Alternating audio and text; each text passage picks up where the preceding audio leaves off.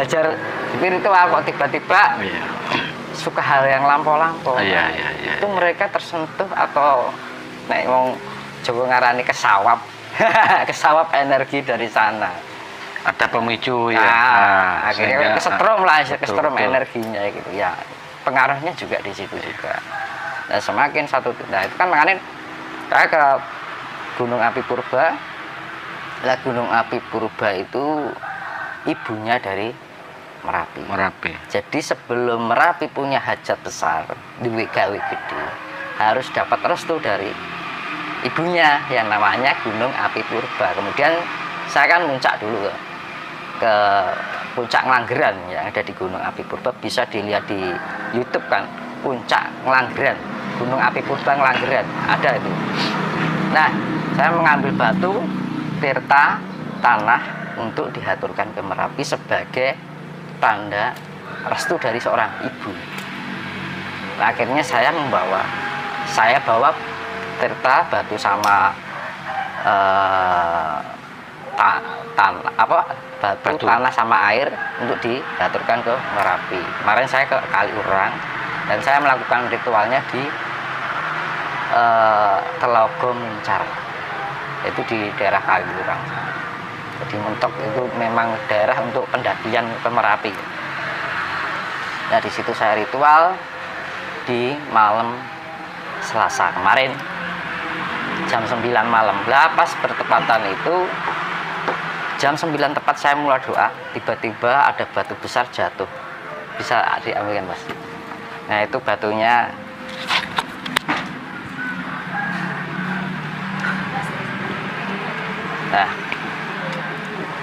Nah, ini simbol ya, Gunung Merapi. Nah, karena ini kan sana barat ya. Sana timur, utara, selatan, utara. Nah, Gunung Berapi itu sebenarnya menghadapnya ke Gunung Api Purba, ke ibunya. Iya. Dan saya waktu itu di Puncak Nglanggeran, di Telaga Muncar itu menghadapnya ke Merapi, arah ke sana. Nah, kebetulan di sana itu tebingnya itu menghadapnya ke sana, arah Gunung Api Purba. Saya turun ke sana itu juga dadakan, hanya menggunakan naluri. Itu di luar rasa loh Pak, tapi naluri, karena naluri kan sudah menyatu dengan alam. Kalau rasa kan masih meraba-raba, refleks naluri. Jadi ini jatuhnya gini, plek, hampir menjatuhi rekan kami, teman yang ikut ritual itu di depan tepat jarak setengah meter. Dua dari itu tebingnya setinggi kurang lebih 100 meter. Itu kalau menik segini nih bani kepala apa nggak hancur gitu. Benjutnya. Iya kan. Nah batu ini kan menghadapnya ke arah Gunung Api Purba. Nah otomatis sana itu kan gunung namanya barat daya. Nah lucunya ini ada lubang di sisi barat daya. Ya kan, ini barat daya. Dan kemudian suatu kejadian nanti Merapi ketika ada guru-guru besar. Nah, kebetulan pas jatuhnya batu ini pecahnya di ujung. Nah, gini. Jadi besok guru-guru besar ini Merapi kejadian. Dia. Nah, ini sangat memuntahkan lahar yang sangat luar biasa. Suatu ketika ini bukan menakut-nakuti ya, karena ini buat antisipasi kita biar mental kita, jiwa kita harus persiapkan dengan membangun spiritualitas kita. Pembangunan jiwa kita harus lebih ada pendekatan dengan alam. Nah, makanya Gunung Berapi selalu memuntahkan di arah barat daya. Ini pun posisinya di barat daya, Pak. Sana barat kan, ini kan geser, posisinya tepat. Dan Merapi itu sebenarnya menghadap ke Gunung Api Purba. Nah ini duer. Ini mau berdoa itu jam 9.21.00 malam itu. Malam Selasa kemarin. Dan di jam 9:24 langsung terjadi luncuran lahar yang sangat luar biasa di Merapi. Jadi jam 9.00 itu ini jatuh. Jadi begitu mulai tepat doa mau mau memulai doa, ini jatuh. Terus jam 9.24 terjadi banyak luncuran lahar yang sangat bervolume yang banyak sekali. Nah akhirnya ini menjadi kode dari alam. Memang alam itu kalau memberi kode seperti ini. Duar. Nah ini jatuhnya begini. Jadi tuak. Dilalah ya orang hilang, nggak ambiar gitu loh. Pecahnya cuma gini. Dan ini lubangnya di sini. Tara daya. Nah sekarang yang terjadi ini baru lubang kecil segini. Nah kalau bagaimana ya Bin? Nah, keadaan Merapi yang sekarang itu memang ada ya sekarang. iya. Lubangnya sebelah Lubangnya baratnya kalau ada. digambarkan ya segini aja gedenya. Nah ini kalau yang lubang segini kok nggak luar biasa. Gitu kan. Jadi kayak ujungnya dari Merapi itu kayak kepapras. Dulu kan gunung api purba itu kan juga tinggi. Nah itu sekarang jadi pendek. Oke, mengenai tadi setelah Mas Tinus jabarkan tentang akan adanya bencana tadi, dijelaskan sama Mas Tinus kan antara Kali Opak sama Kali Code. Iya. Jadi radius di luar itu berarti mungkin terbilang relatif aman berarti. Hanya yang antara Kali Opak dan Kali Code aja yang Iya, kiranya itu. nanti akan Itu mendapatkan dampak yang mungkin ya, agak lebih parah ya. Iya. Jadi gini Pak, kan Kali Code itu kan suatu kata yang sering dikatakan oleh Batara Narada kalau di nonton wayang itu. Kali apa Pak Pong Kali Code sapa sing gawe. Itu kan kalau di dalam ada sejarahnya itu kan jamur dipa atau gunung api purba itu. Dulu terus dipindahkan ke Merapi, ya kan? Untuk membantu keseimbangan alam, menjaga keseimbangan bumi Pulau Jawa. Membantu keseimbangan Pulau Jawa. Lah di situ ada dua empu lah, namanya Empu Pamadi sama empu satunya siapa itu? Satunya apa gitu? Lupa. Empu Rama. Empu Rama, Empu Pamadi sama Empu Rama. Lah beliaunya itu nggak mau, disuruh pergi. Akhirnya pertempuran Batara Narada sama dua empu itu tadi, empu keris itu nggak mau. Nah itu simbol bahwa empu itu kan pembuat pusaka. Artinya pusaka itu kan suatu senjata yang buat ajimat istilah itu, buat kekuatan gitu kan. Yang dibuat dari api, baranya api. Nah, akhirnya ditimbun sama dari gunung api purba yang namanya Jamur Dipa itu kan. Ceritanya kan dipindah ke utara. Arahnya utara agak ke barat sedikit kan gitu kan. Akhirnya dua empu itu ditimbun oleh Gunung Merapi, ya kan. Tapi kan itu kan siloka, nggak mungkin kan gunung muncul dari atas, otomatis kan tekanan dari lava dari bawah terbentuk. Nah itu ada suatu kata istilahnya kalau bahasa manusianya lah, ya. Kalau dibicarakan bahasa alam mungkin agak sulit diterangkan ya. Kalau bahasa manusianya itu Empu Pamadi, Empu Rama itu kayak punya sumpah gitu. Yo di ning kono ditimbun di situ ning duwe kowe kudu iso manembah, harus bisa mengaturkan persembahan ke Merapi. Jika mana kalau suatu kerajaan, tapi kalau ketika manembah nanti akan diberikan kesejahteraan.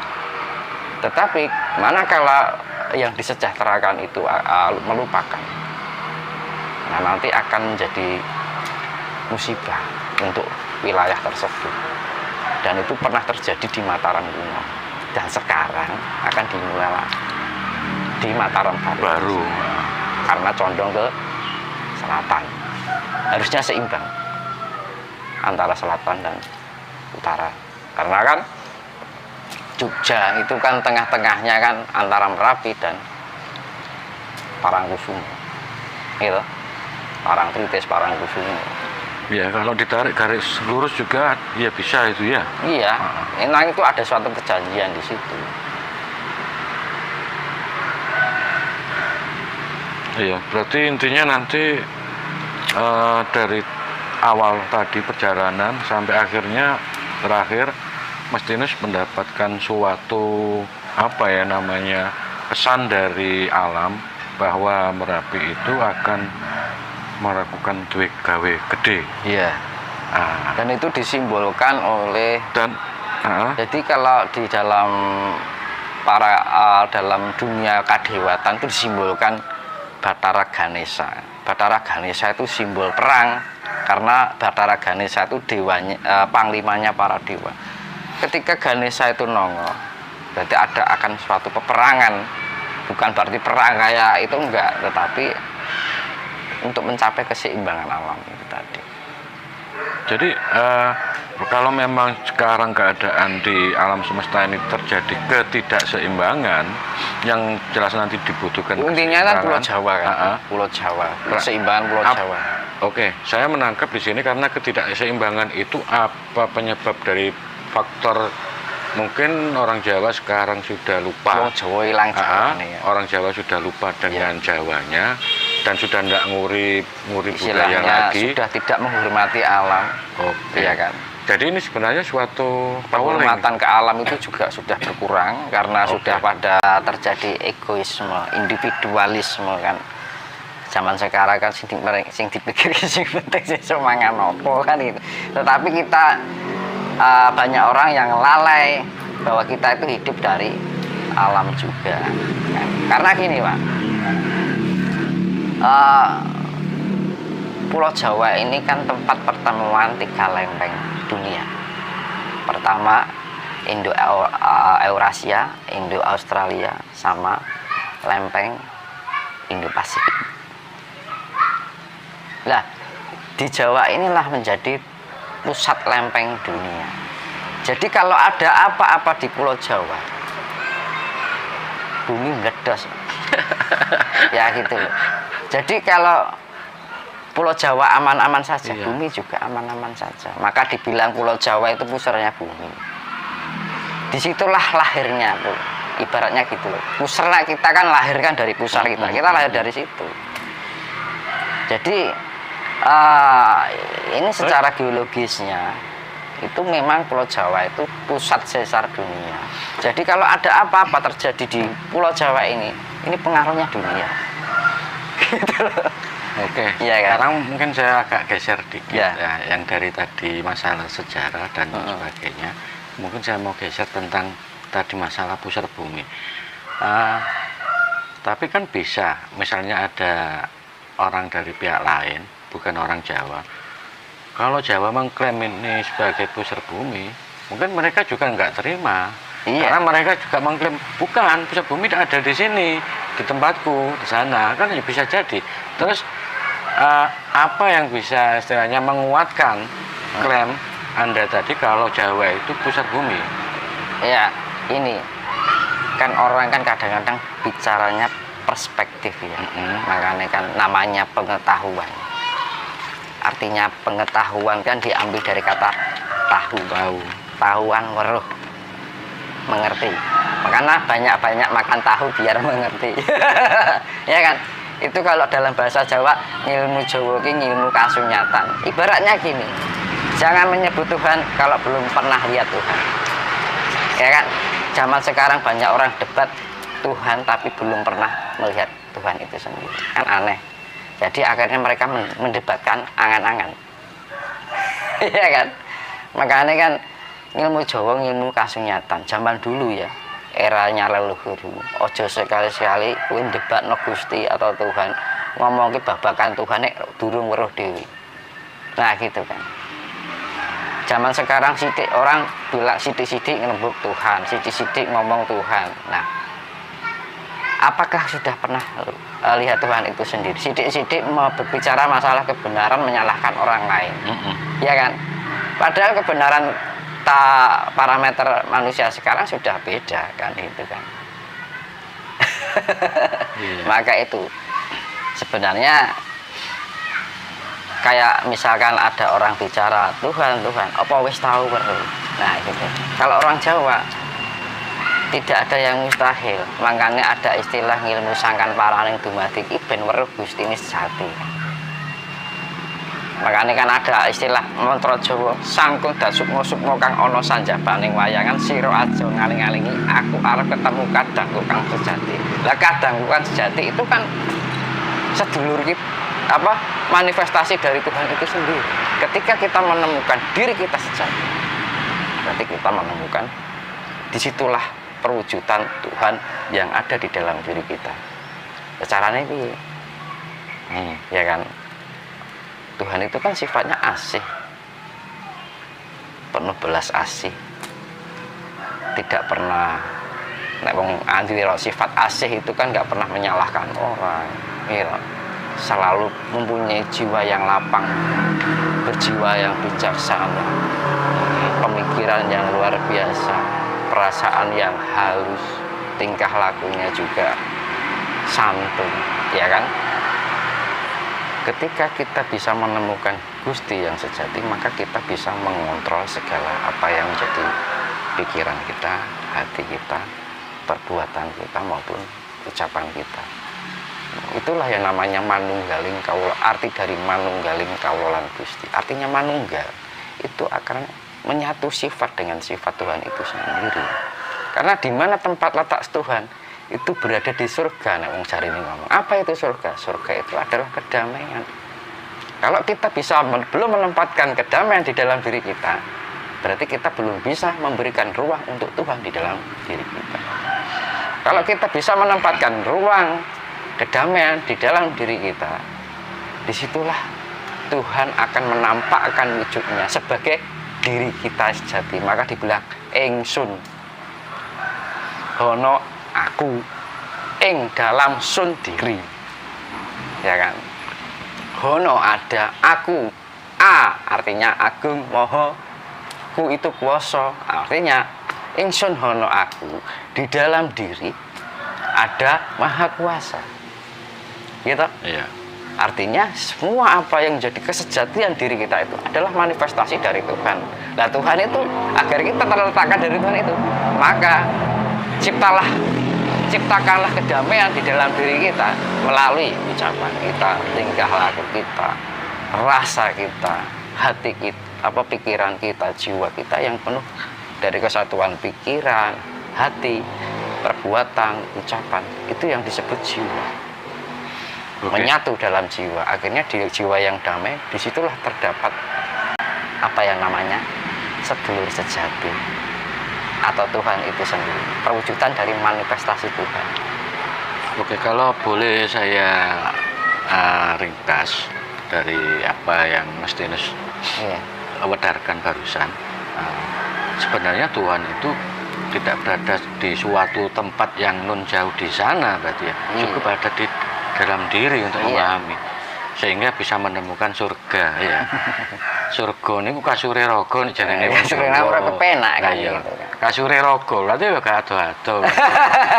Makanya kan simbol kayak dewa tidur. Itu kan simbol wong urip kepenak, termulya uripe kan gitu. Iya kan? Betul. Berarti artinya wong nek wis mulya kan uripe kepenak. Arpun hidup sederhana, kalau kita mensyukuri dengan sebuah penerimaan apapun yang kita terima, itu kita terima dengan sebuah rasa damai, mulia kan, Tetapi kalau kita biarpun punya harta yang melimpah, nek jero niki tidak pernah kemurungsung nggak pernah menemukan rasa kedamaian, kan belum dikatakan orang mulia. Iya.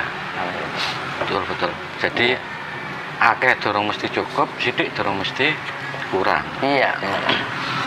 Terus terkait tadi tentang masalah Tuhan itu sebenarnya tidak jauh-jauh juga, untuk mencari hanya cukup di dalam diri. Iya. Terus terkait masalah itu, sebenarnya konsep tauhid di Jawa ini sudah ada lama sebelum datangnya agama-agama. Waktu tempo hari kan ada yang mengklaim di salah satu ceramah pengajian di Bogor itu bilang, kalau tidak datang nenek moyang kami, kakek-kakek kami dari Yaman, maka orang Nusantara ini masih tetap bodoh-bodoh menyembah batu, menyembah pohon.